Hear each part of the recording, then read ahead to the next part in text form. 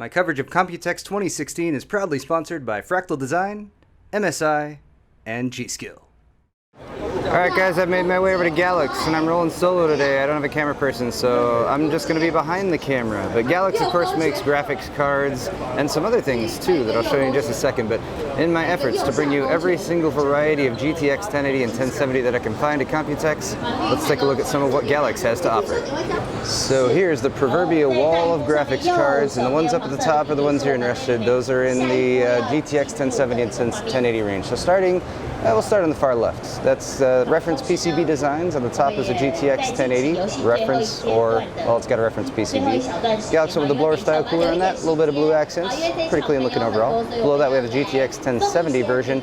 Again, still using the reference PCB, so I'm imagining these are going to be reasonably priced, although granted, this is more for our global audience as Galax doesn't really sell in the US currently.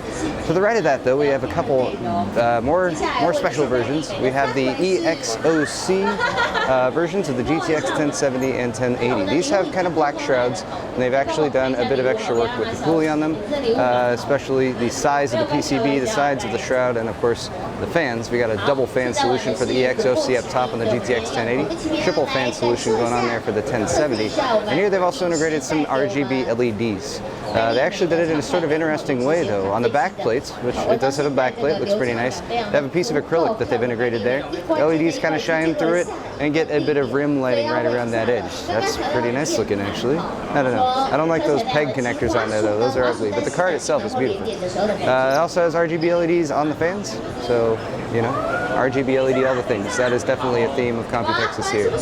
To the right of that, we have the big daddies, the Galax GeForce GTX 1080 Hall of Fame. We have the white version up top. Well, they're both white versions. They have white PCBs, and up top is of course the 1080 monster card. It's very long, it's very large, it has two 8-pin power connectors.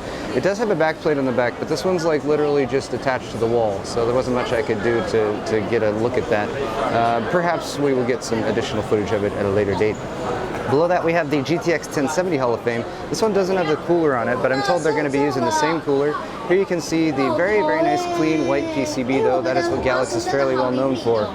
They started this whole thing, I think, with the white PCBs, at least on the graphics cards. Super clean, as you can see, it's got 12-phase power delivery, two 8-pin power connectors, and just a pretty beastly design overall.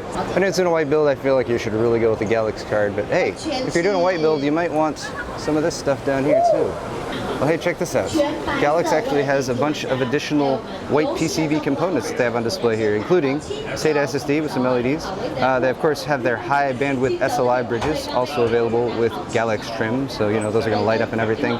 DDR4 memory, DDR4 4000 memory actually as well, pretty fast. Speaking of, 4 gig and 8 gig DIMMs there, again with white PCBs and Galax Hall of Fame branding on them.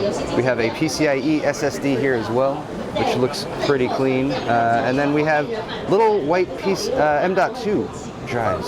I actually thought those were really sexy when I first saw them. M.2 drives, especially green PCB ones, they just kind of suck. So nice to see some white versions here. Pretty sweet. Very nice speeds on them too. Looks like we got read speeds up to 2500, write speeds up to 1200.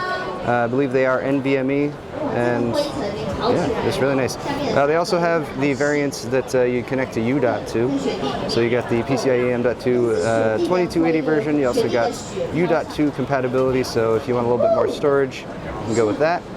And this one also has pretty fast read and write speeds, pretty much the same as the other one, 2500 and 1200 respectively. But that is going to wrap it up for the Galax booth, guys. Hope you've enjoyed it. Trust me, I'm here. I'm behind the camera. If you enjoyed this video, though, maybe give my sponsors a bit of love. The sponsor links are down in the description, and a big thank you to them, Fractal Design, MSI, and G-Skill for sending me out to Computex. I'll be back soon with more videos.